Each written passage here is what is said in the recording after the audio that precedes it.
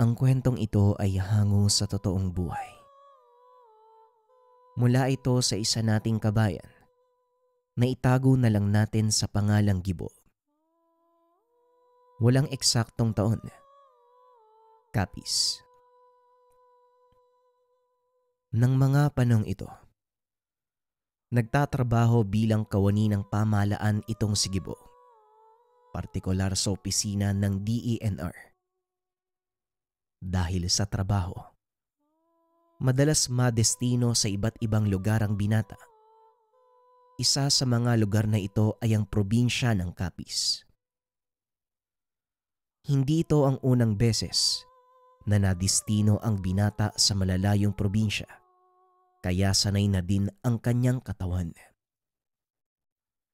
Magaling din makisama ang binata sa mga tao, lalo na sa mga katutubo. Pero sa pagkakataong ito, hindi inakala ng binata na magkakaroon siya ng kakaibang karanasan. Pagdating sa lugar, kaagad namang nakahanap ang binata ng matutuluyan.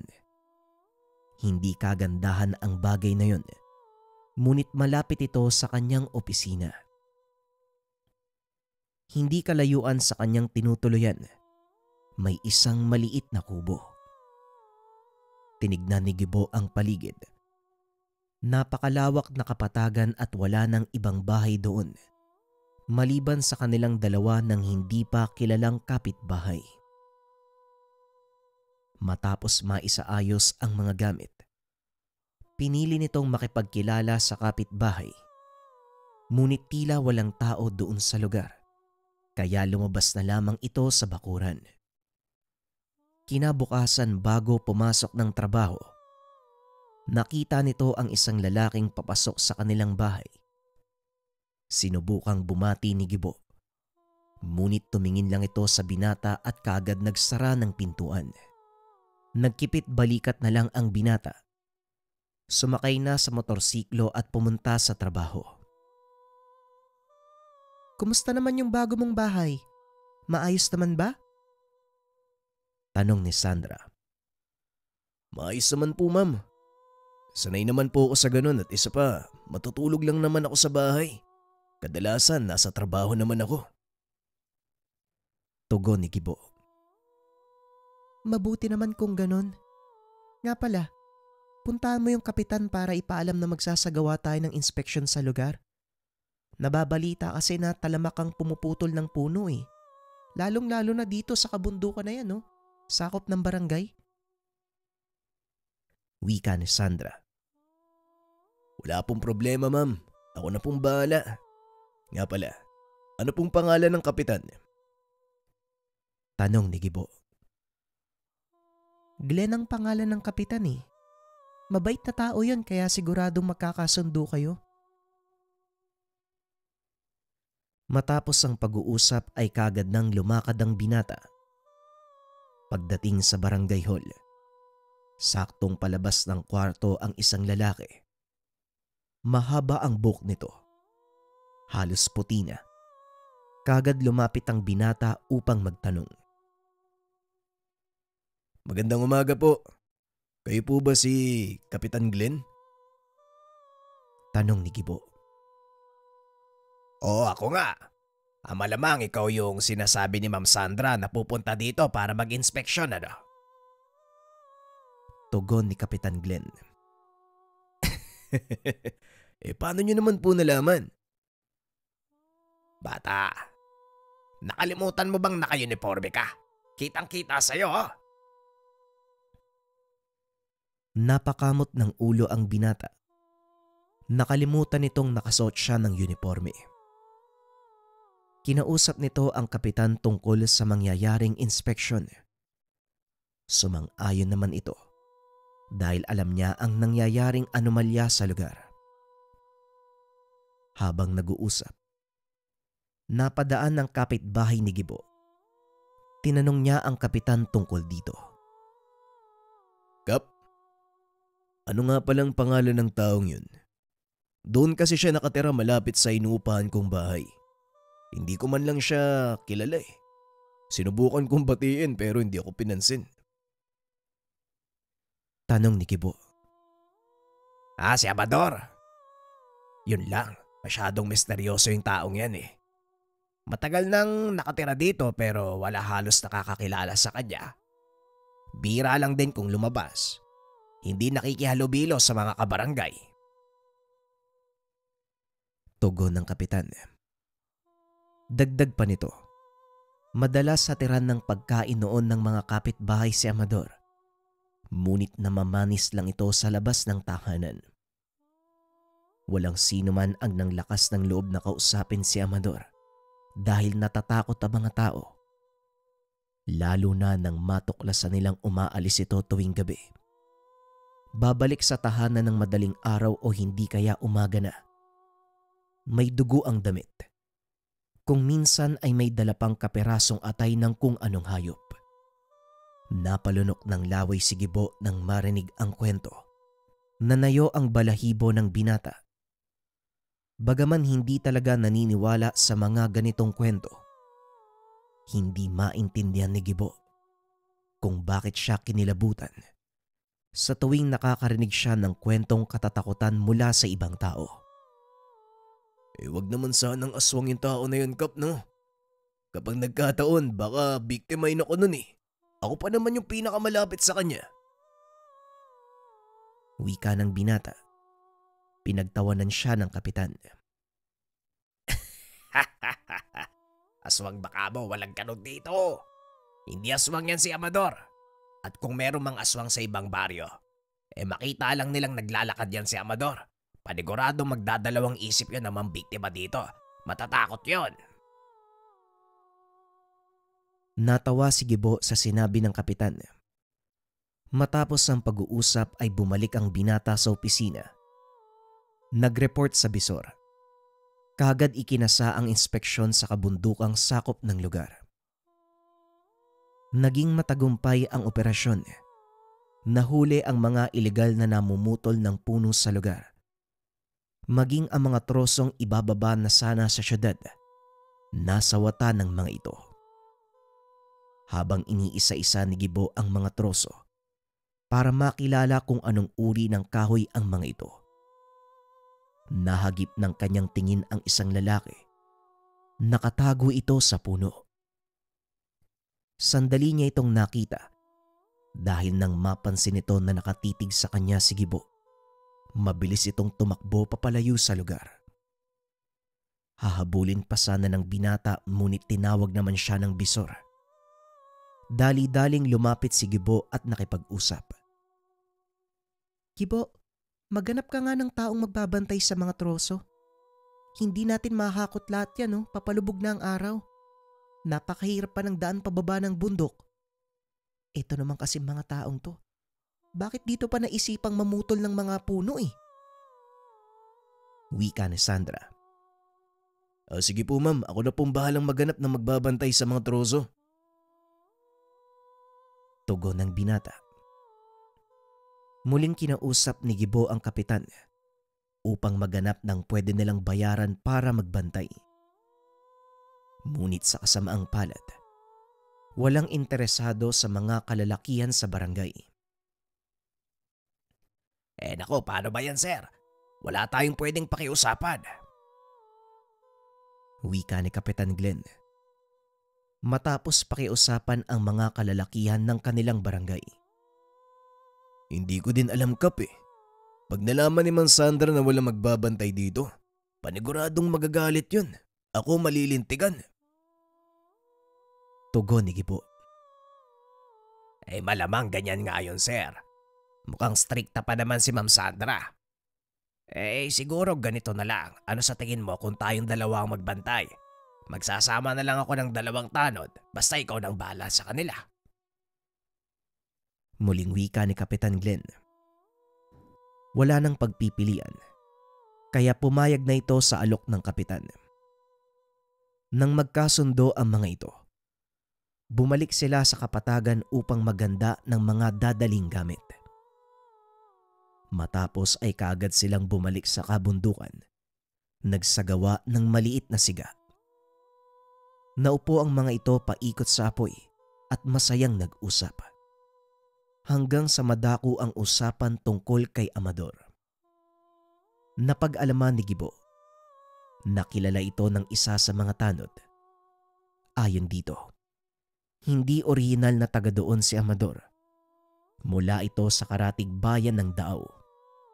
Nanirahan sa lugar kasama ang kanyang asawa at mga anak. May maliit na sakahan sa paanan ng kabundukan at ilang alagang hayop. Naging masaya ang kanilang pamumuhay.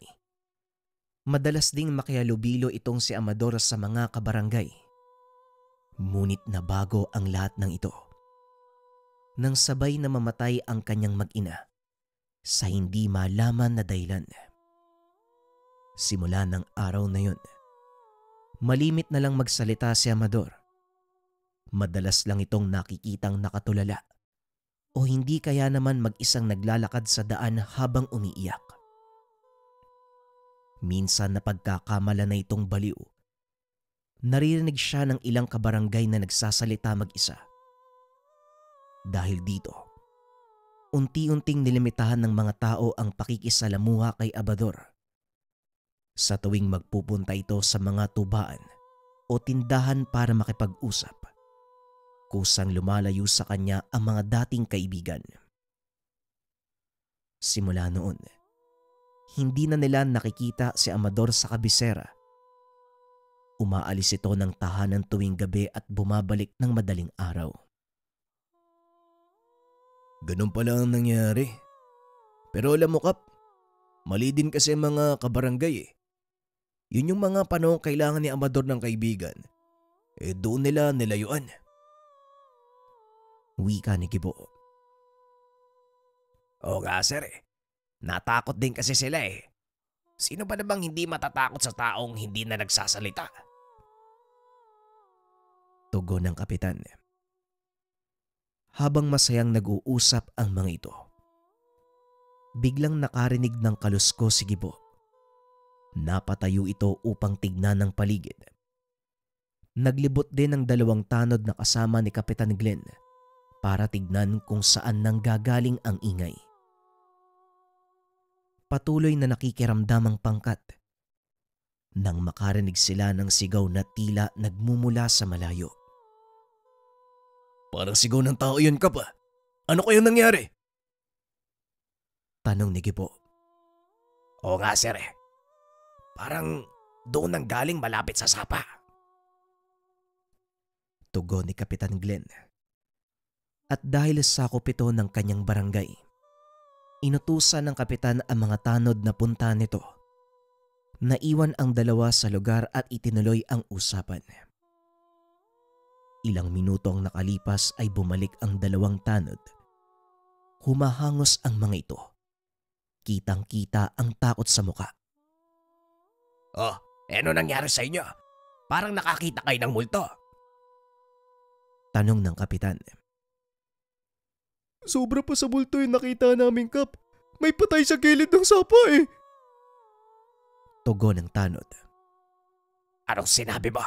Nakilala mo ba yung bangkay? Tanong ni Kapitan Glenn. Bigla namang kinabahan si Gibo sa mga narinig.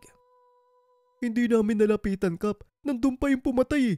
Tumakas kami, baka mabiktima din kami. Tugon ng tanod. Mukhang kailangan natin bumaba ng bundok, sir. Kung totoo man ang sinabi ng mga tanod ko, delikadong lagay natin dito. Wika ng kapitan. Mukhang tama ka, Kap. Ayusin na natin ang mga gamit. Bumalik na tayo sa kabisera. Tugon ni Glenn. Tiniis ng mga ito ang dilim sa gabi para lang makabalik sa kapatagan. Pagkarating doon, kaagad tumawag ng kapulisan ang kapitan at inulat ang pangyayari. Para hindi mapagalitan, pinunta ni Gibo ang kanyang bisor upang sabihin ang kaganapan. Nanatili siya sa opisina ni Kapitan Glenn. Inantay ang mga pulis na kunin ang bangkay sa sapa. Ilang sandali pa ay dumating na ang mga tanod, ngunit wala pa rin ang kapulisan. Tinanong ni Gibo ang mga tanod at ayon dito, kailangan pang imbestigahan ng mga pulis ang pinangyarihan ng krimen bago tuluyang ibaba ang bangkay. Hindi na malayan ni Gibo na nakatulog ito sa opisina. Nagising na lamang siya kinabukasan. Dumating sina Kapitan Glenn. Dali-daling lumabas ang binata at tumambad sa kanya ang dalawang bangkay ng lalaki. Kasama pa dito ang isang patay na pulis. Dali-dali nitong hinanap si Kapitan Glenn upang mag-usisa sa mga nangyari. Nakita niya itong nakikipag-usap sa kapulisan, kaya hinintay ng binatang matapos ito bago niya lapitan. Kapitan, ano pong nangyari sa mga yan? Hindi po ba isa lang yung bangkay na sinabi ng mga tanod kagabi? Bakit ngayon may pulis na? At saka, saan nang galing yung isa pang bangkay? Tanong ni Gibo. Nang makita ng isa sa mga tanod ko ang bangkay, hindi nila napansin ang isa pang nasa gawing itaas ang sapa. Yung pulis naman ayon sa mga kasamaan niya, may nakaengkwentro daw sa kakawyan. Nakarinig sila ng sunod-sunod na putok nung puntahan nila. Wala nang buhay yung pulis. Pero yung sumalakay, wala na rin doon Tugon ng kapitan. Ibinaling ni Gibo ang atensyon sa mga bangkay.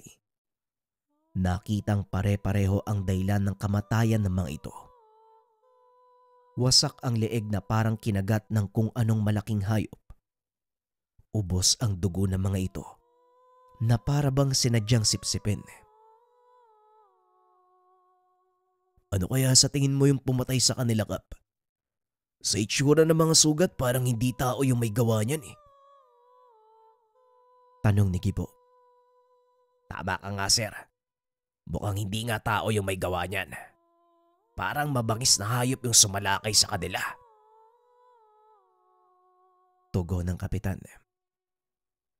Matapos dali ng kapulisan ang mga bangkay, pinili naman ni Gibo na umuwi sandali para magpalit ng damit at mag-report sa opisina. Saktong sumasalo siya ng tubig sa balon. Nakita niya si Amador. Nakaupo sa atangan ng kanyang sira-sirang bahay. Nakabukas ang mga palad. Nakatapat sa kanyang bibig na parang may kung anong binabasa. Napansin ng binatang nakapikit ito. Inisip na lang niya na baka totoo nga ang sinabi ng kapitan. Wala na ito sa hustong katinuan.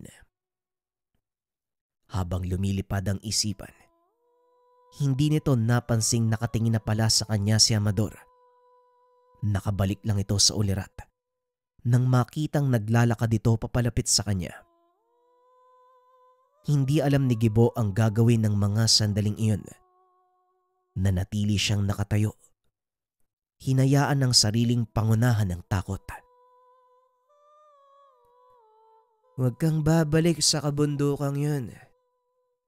Huwag mong ibuwis ang buhay mo para sa mga trosong naroon.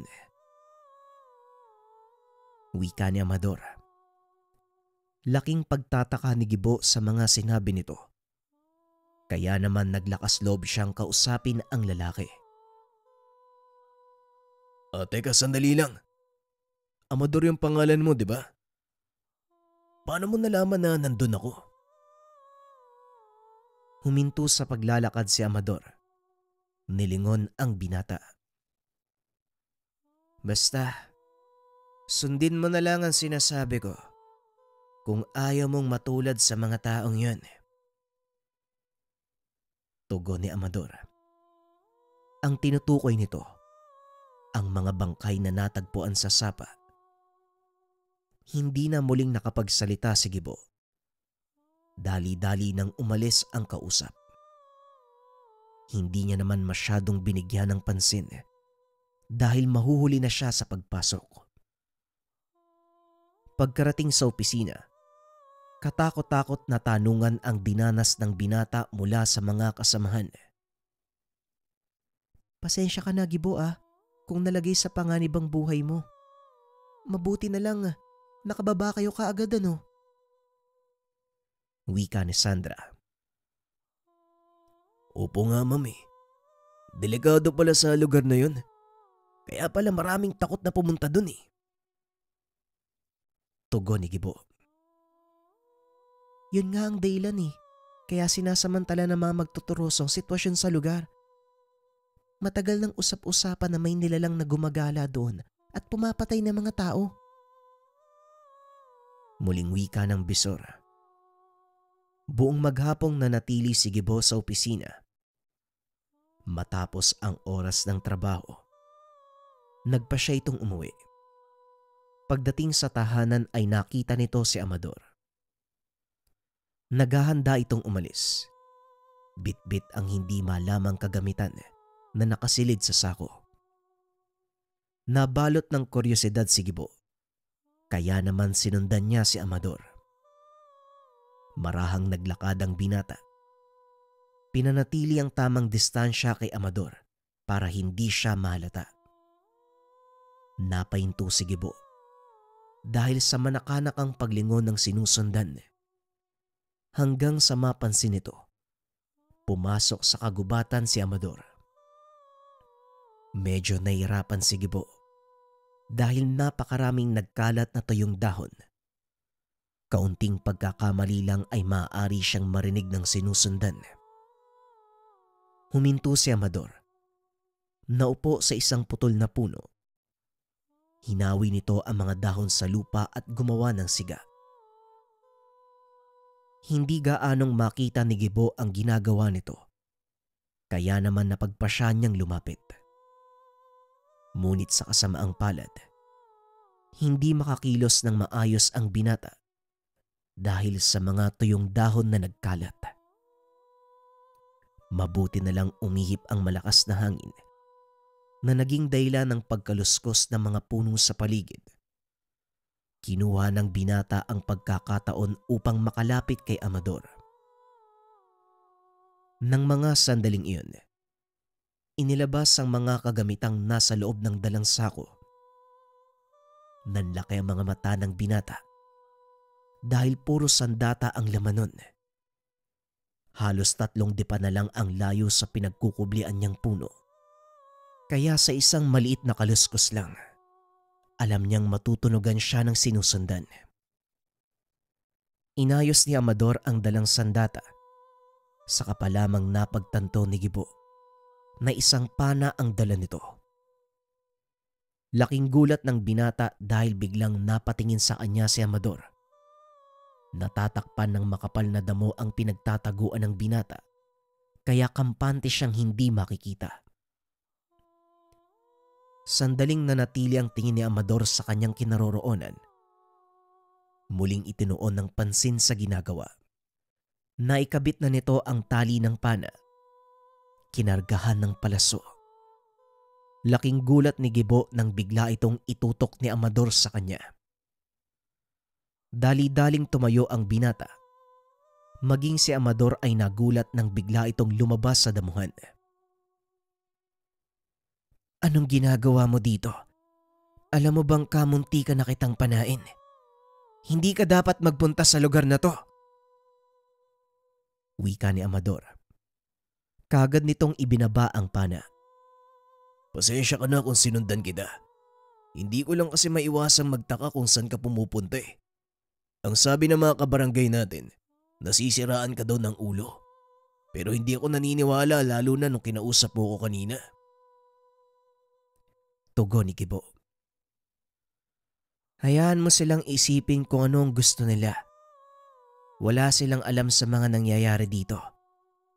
Mali pala, wala silang pakialam kahit harap-harapan na silang inuubos ng hindi nakikilalang kalaban.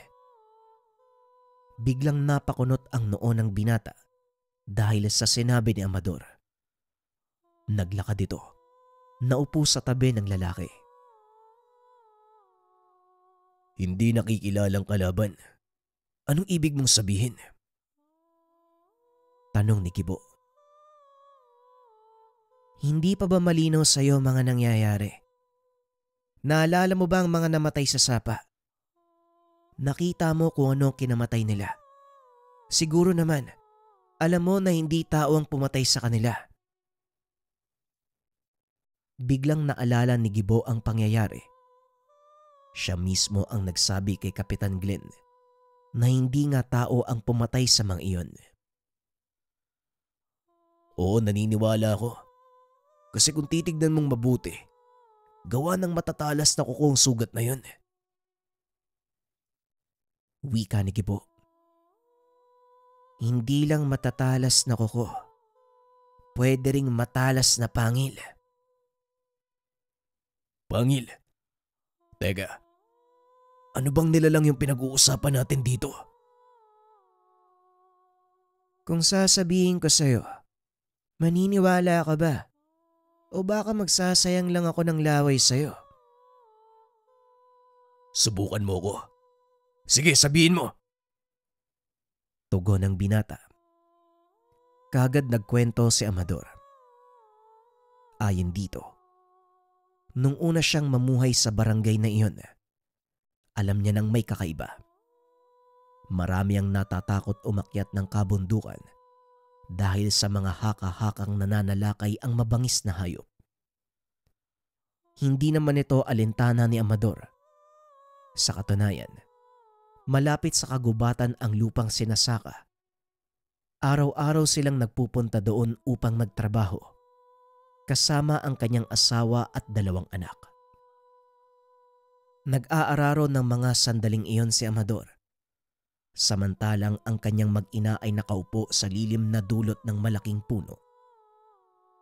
Hangganan na ng gubat ang bahaging iyon, kaya hindi na nila makita kung ano ang nasa likod ng mataas na damo. May kung anong nilalang ang humatak sa panganay na anak ni Amador. Dali-dali namang sumunod ang asawa nito para sana kunin ang bata. Sa kasamaang palad, hindi na din nakalabas ng gubat ang ginang. Kasunod namang hinila ay ang bunso nilang anak. Dali-daling tumakbo si Amador para sundan ang nilalang. Hawak ang itak sa kanang kamay.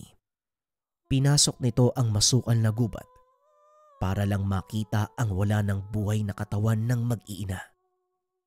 Halos pagsukluban ng langit at lupa si Amador ng mga oras na yun. Hindi ito makapaniwalang wala na ang kanyang pamilya. Hindi man lang nakita ni Amador ang nilalang na pumatay sa mga ito. Matapos ang pangyayari, kaagad nitong inilibing ang mag-ina sa mismong gubat kung saan sila namatay. Dito mismo sa kinaroroonan natin namatay at inilibing ang mag-ina ko. Simula nun, hindi na ako muling nakitungo sa mga tao dito sa barangay. Sa takot na baka sila naman ang sumunod na mga biktima ng nilalang na pumatay sa aking mag-ina. Wika ni Amador. Bagyang naunawaan ni Gibo ang dahilan nito. Ngunit may ilang katanungan pa rin ang namuo sa isipan ng binata. Sinasabi mo na natatakot kang baka mabiktima ng nilalang ang mga tao kung sakaling makitungo ka sa kanila. Eh bakit naman? Tanong ni Gibo. Sa palagay ko lang ang mga bagay na yon. Pero mabuti na rin ang nag-iingat. Mas mabuti kung ako lang mag-isa ang haharap sa nilalang na ito. Nang sa ganung paraan, hindi mabalot ng takot ang lugar na ito. Muling wika ni Amador. Kaya ka ba nandito dahil tinutugis mo ang nilalang? Muling tanong ng binata. Tumango naman si Amador at sinabing hindi siya titigil hanggat hindi napapatay ang nilalang na kumuha ng buhay ng kanyang mag-ina. Ang mabuti pa umuwi ka na. Hindi ka dapat nandito. Sa oras sa sumalakay ang nilalang, hindi ko maipapangakong kaya kitang ipagtanggol. Wika ni Amador. Huwag kang mag-alala kahit papano. May kasanayan ako sa pakikipaglaban. 5 taon ako nagsilbi sa forest ranger sa aming pinanggalingang probinsya. Sasabihin ko sa'yo, ilang iligal na magtuturoso na din ang nakaharap ko. Tugon ni Gibo. Ganun ba? Pero iba ang mga nilalang na ito sa pangkaraniwang tao.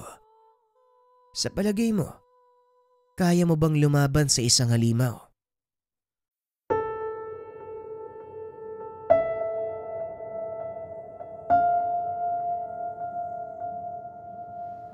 Magandang gabi mga kabayan.